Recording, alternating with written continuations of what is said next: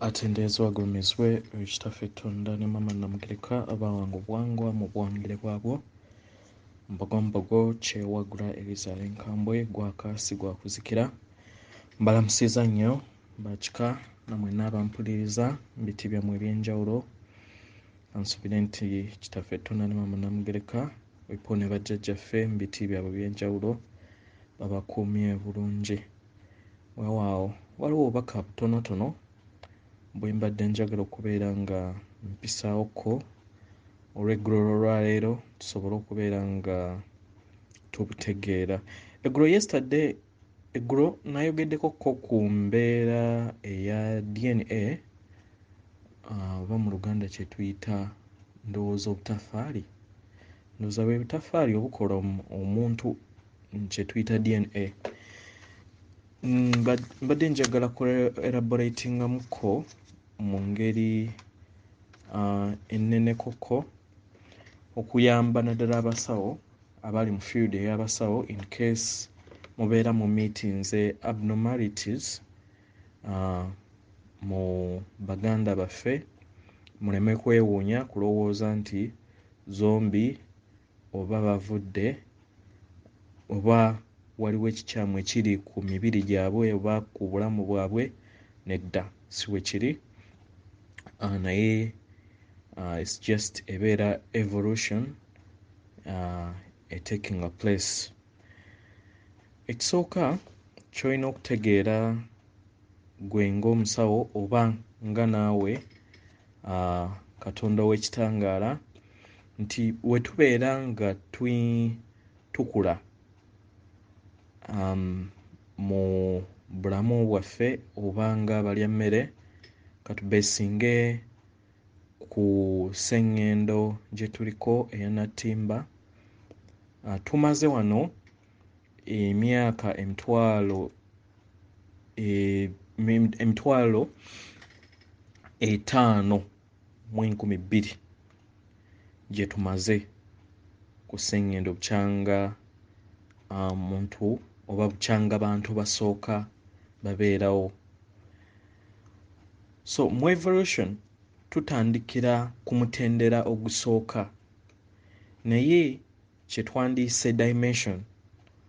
Omutendera ogusooka ogwokubiri n'ogwokusatu omuntu abeera ne DNA ya strands oba ya buguwa bubiri. Obuguwa bubiri nga bwe mulaba era mu baddokita oba mu malwaliro we balaga attachments za DNA zibeera ziraga obwannatimba obubeera bututuddemu then n'obuguwa obubiri obwo kibeera kiraga nti omuntu abeera ali mu dimension either esooka ey'okubiri oba ey'okusatu. Kati omuntu wa upgradinga mu DNA ye efuna obuguwa buna. Obuguwa obuna kitegeeza obubeera bwekutte nga butambula oba nga bukola obulamu bw'omuntu obubeera mu musaayi oba mu mazzi oba ekirungo ekikola kye tuyita obulamu bw'omuntu omuzungu bw'ayita DNA bubeera obuguwa buna. Kibeera kitegeeza nti omuntu oyo abeera ali mu dimension ey'okuna n'ey'okutaano. Kati waava mu y'okutaano okutuuka mu y'omukaaga akyuka DNA ye ekyuka n'emerako obuguwa obulala bubiri ne bufuuka 6. So ayina obuguwa 6 then abeera atambulira mu dimension ey'omukaaga n'ey'omusanvu. Then abalina obuguwa 8 obwa DNA oba omuzungu bw'ayita strands babeera mu dimension ey'omunaana n'ey'omwenda. That is abalina obuguwa 8 obwa DNA obweruse. Then abatuuka mu buguwa 10 babeera batambulira mu dimension ey'e10 ne 11. Then okuddayo mu original print yo oba otuuse mu dimension ey'ekkumi era ne DNA yo ebeera n'obuguwa 12 obubeera bwekutte awamu okubeera nga oddayo kye tuyita okubeera nga ojjukira ewaka weewaawo. So kyembadde njagala okubeera nga nakyo nkibatangazaamu musobole okubeera nga mukitegeera. So strategy yange nze naawe kubeera nga tujjukira ewaka weewaawo, era nga bwenze mbagamba neerabidde okubagamba nti ebigambo byonna bye mbeera njogera weebibeera nga tebikwatagana na muzimu gwo oba mwoyo gwo, oli wa ddembe okubeera nga obigaana n'opikingamu ebyo ebisobola okubeera nga bikwatagana n'omuzimu gwo oba n'omwoyo gwo weewaawo. Ekirala kye njagala okubatangazaamu kyekyabamaama ku magi. Ekituufu mu byonna omuntu takolebwangako mu ttaka nga bwe bazze bakitugamba oba bwe bakitusomesa oba mu dimension ey'ekizikiza bwezze etutugamba. Omuntu yava mu mazzi, electrified water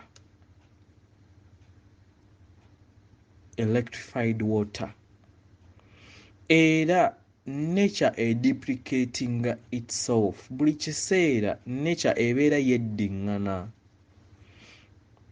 era buli kintu kyonna kyazaalibwa mukazi. Bw'obeera otunuulidde eggi ly'enkoko liyina alignments 2, enjuba ey'omunda kye tuyita enjuba then n'amazzi ageetoolodde. Enjuba eyo eripresentinga paati y'ekisajja kye tuyita ekitangaala, then gano amazzi amalala garepresentinga amazzi ag'okwagala, kye kikola obwakatonda obubiri. Era ne mu muntu omukazi abeera ne amazzi ag'okwagala ge tuyita love waters, then omusajja abeera ne light waters oba amazzi ag'ekitangaala gwe tuyita omuzimu. Kati we gakwatagana then kwe kukola kye tuyita electrified water oba amazzi agalimu amasannyalaze, then amasannyalaze ano gegenda nga ga buildinga kye tuyita omuntu. Logically mukitunuulire bannange, mukitunuulire ne bibeera binyonyi ne bibeera ki ne bibeera magi g'oba osanze gali mazzi, obutonzi tebukyuka. Singa lyali ttaka era twandisanzeemu mu gundi omwo nga mulimu ttaka nga lye lituuka ne lyegattagatta ne likolamu ki? No, it was electrified water era tekikyukanga. Kyova olaba nti omuti guva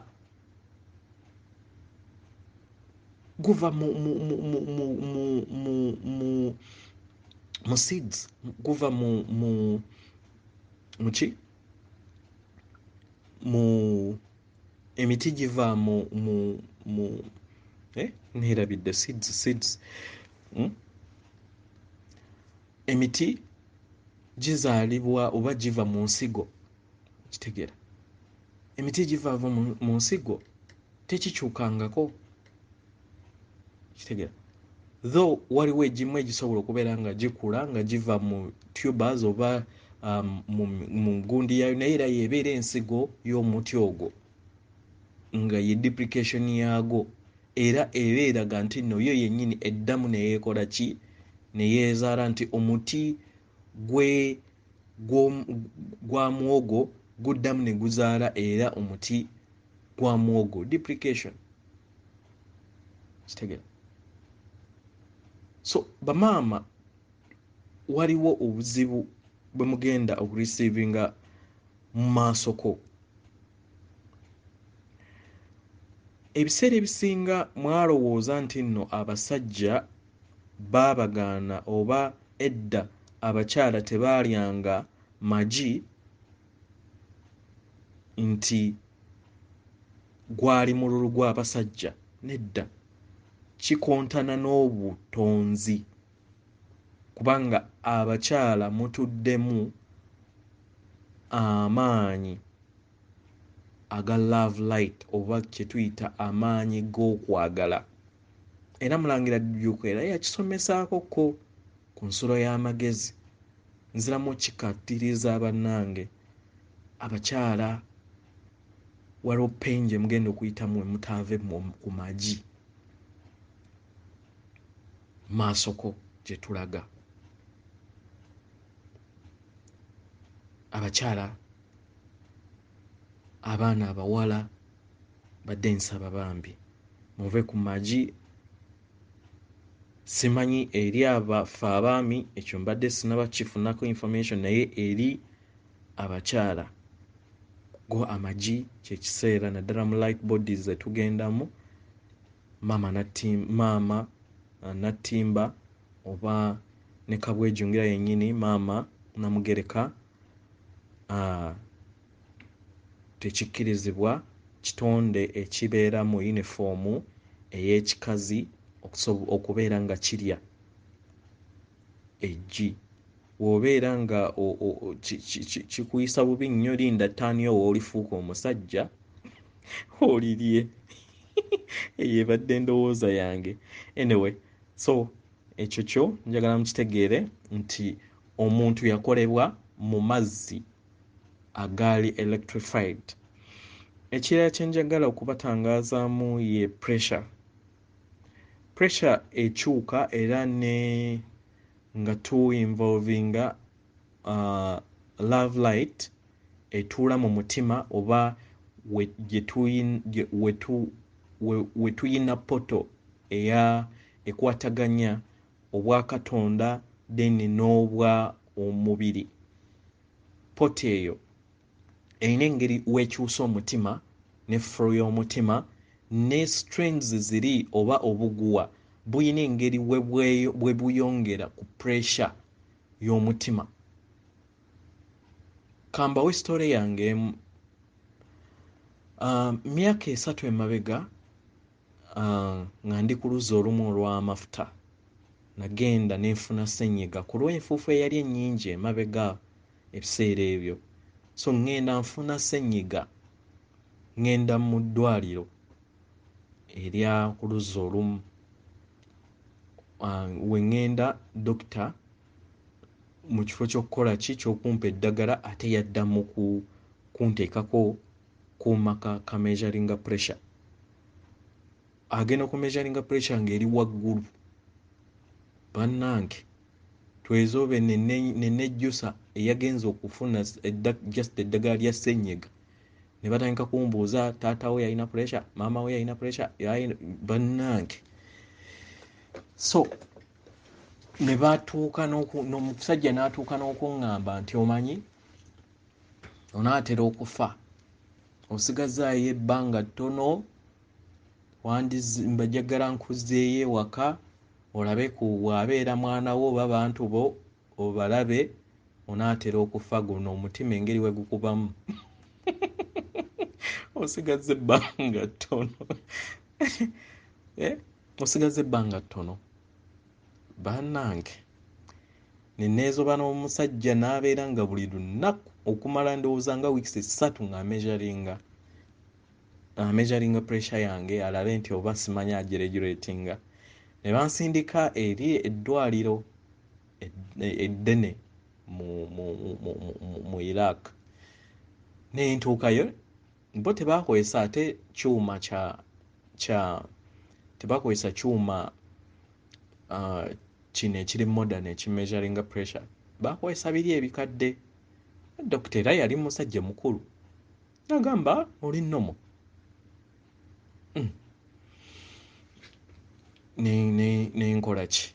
Nenkomawo naye ngamba boss wange ne mugamba munange nze bangambye ndi nnomo naye eno ng'omusajja agamba nti nkyali high nti temperature yange eri high naatera okufa myaka 3 emabega boss wange ng'agamba omanyi katulinde ono omusajja kasita agenda mu wiiki ejja addayo mukabbulu yali musirikale ekisooka alina bias eri ndowooza abaddugavu ate nga si ffeffekka naye ne bannayuganda bannange n'abaddugavu abalala abava Kenya era nga balinako ali biased mu ku bo so we twamulinda omulala najja mu mukwano gwe amannya gwe yali akola naye n'angamba omanyi tukole kyonna ekisoboka bakukyuse bakole ki bakuteeke mu kampu endala naye ono waanaakusangawo ajja kukugobesa mu mafuta era ne boss wange naye n'awuliriza advice eyali eyo yali amusikidde n'ava ne bankyusa ne banteeka ewalala nina okutuusa olunaku olwaliro kati nakomawo mu kampu y'emu naye antunulira nga nkyaliwo so kyengezezzaako okulaba nti pressure zammwe zijja kukyuka nga mulowooza nti ddala pressure ekyuse naye ng'oluusi nkwata bulungi ng'oluusi oyina already nga wa ascend oba nga wakyuka either mu DNA eyo of course tetukebera buli kiseera mu DNA eyo oba nga already watandika dda okubeera nga oyimuka kitegera oba nga watandika okubeera nga okyusibwa so n'obeera ng'odda mu paniki simanyi pressure eri high simanyi kimpozi nga oascendinga oba nga kyetuyita amakyusa ago ga increasinga oba gakyusa enkuba yeeyo omutima kubanga ne DNA strands zo zibeera zikyuse nga zivudde mu buguwa obubiri ne zidda mu buguwa obuna oba omukaaga okusinziira ku vibration ey'omuzimu gwo weewaawo ekirala kye njagala okubatangaazaako ge masannyalaze agabeera ku bwenyi ekirala mu nsonga eno siyagala bambi weekange w'owulira amasannyalaze agakutambulamu ebeera nga katugambe owulira ddala waves nga ddala mazima zitambula ddala mu mutwe kati ate wano mu bwenyi n'owuliramu omanyi okubeera nga waya ng'abayokya holding yes kati eriiso eryo dirina we libeera nga li opening oba nga ligetinga used amasannyalaze gasooka ne gakkuba nga we gakola ki naye kati gatuuka ekiseera ne gastabilizinga kubanza agani gastabilizinga naye era owulira nga muli obeera nga awulira oba waliwo akantu akayagala oba masannyalaze ng'ola owulira olusannyalaze nga luli continuous so after nga tufunye light body oba light body nga oba omubiri ogumuweewufu nga gumaze okujja then wajja kujjawo kasaako akalaga amasannyalaze aga eriiso eryokusatu eryo bajjajja lye batuulako nga bakyanolinga oba nga tumandibwako yes so wekibeera nga kihappeninze eri obulamu bwo oba omwana nga kugamba nti awulira amasannyalaze agatambula mu bwongo kiri nnomo kitegera kanya kunywa mazzi then groundinga then n'ekirala gezaako okulaba nti omuntu otraininga oba ogamba omwana asobole okubeera nga areducinga ku masannyalaze gano nga agagabanyaako eri ensi yes naye nga tasobola gagabanyaako ate nga takyogedde yes tutera okugamba nti olina okwogera nti ndi kitangaala nsindika ekitangaala eri ensi ndi kwagala nsindika okwagala eri ensi nti ge gamasanyalaze amakulu agabalina okubeera nga gasendingibwa. Kati ate oba ovudde awo then waliwo oluzzi, that is tuyogera ku luzzi olw'omukaaga olwo olwa eriisa eryokusatu. Kati ate wova ku luzzi olwokusatu waliwo oluzzi olufuluma wabweru w'omuntu, luyina engeri we lukola akasoke. Bakyembuuzaako ko mu kika, naye mbadde njagala n'aba YouTube at least bafunye ku chance basobole okubeera nga nkibanyonnyola. Ofuna olusoke lubeera nga empewo nga ekuva ku kawompo ng'eyambuka.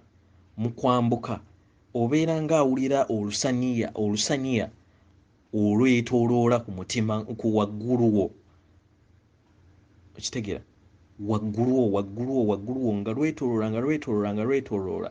So kiri nnomo nayo lubeera luzzi olwa maama Nambi oba taata oba jjajja Kintu, okusinziira ku kiki ky'oli, oli musajja oba oli mukazi, nalwo oluzzi olukola obwa Katonda bwaffe.